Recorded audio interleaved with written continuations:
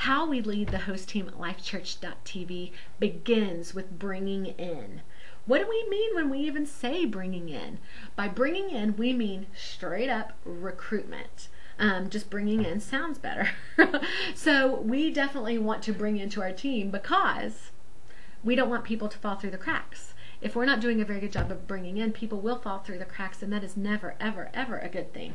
So let's talk about some tangible things about how we bring in to the host team. The first thing that we've got to talk about is our onboarding process. We've had to make a system of how we bring in to our host team and what the process looks like, just again to ensure that no one is left behind. So the way that process works, there's a document that's attached to this video, but we'll just do a quick overview. The way we bring into our team, here's what the process looks like. Someone indicates interest. We then enter that interest, however it is, whether it's a communication card, whether it's personal, whether it's via the web or anything else. We make note of that interest in our database, which is Fellowship One. And that will notify the person in that ministry that needs to follow up. And they will then generate an email through Fellowship One, so it leaves a trail. They'll generate an email to that person, welcoming them. Man, we got your interest. Here are your next steps. Your next steps are to attend our orientation on this date, to check out the attachment, which is our Host Team 101 booklet, and you can look at all the different roles there are, the 7 roles on the host team, and you can pick the role that's best for you.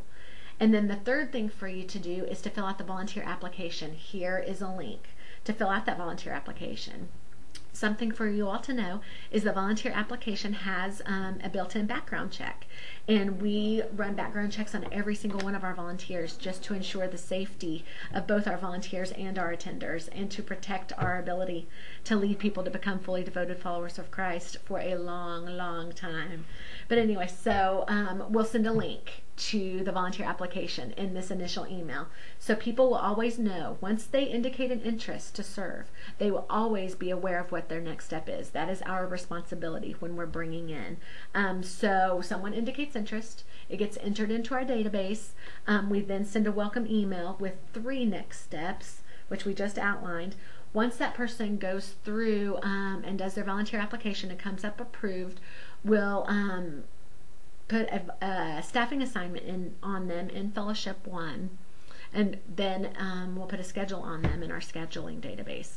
So then they're ready to serve. We'll talk about more about that later. But for our bring in bucket of how we bring in, we've got several different ways at lifechurch.tv that we bring in to our teams. We'll start real big and then we'll narrow it down so that you can hopefully find something that applies to you in this content.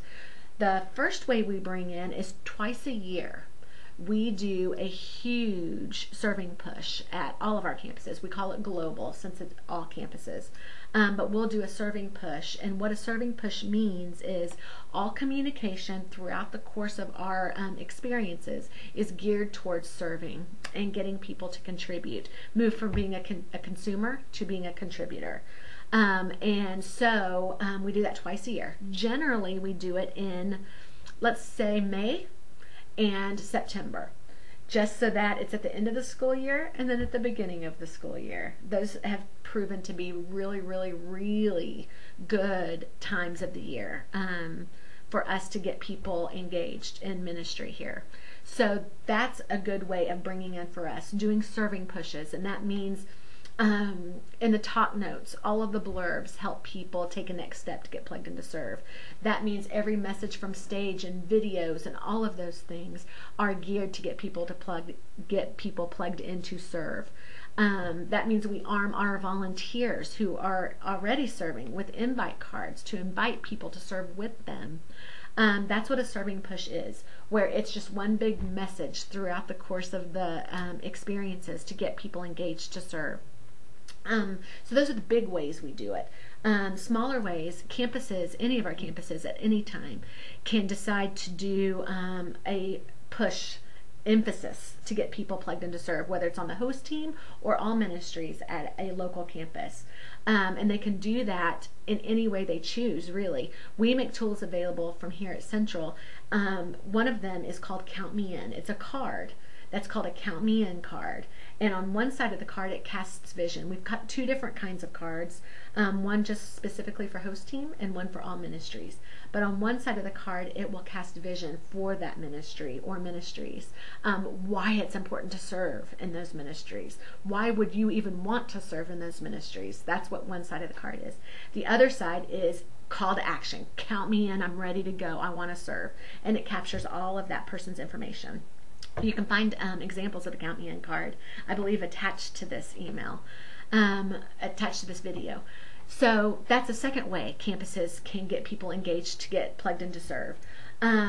Also, let's just be honest, word of mouth. We want to arm those who are already serving to invite, because we believe that serving impacts them.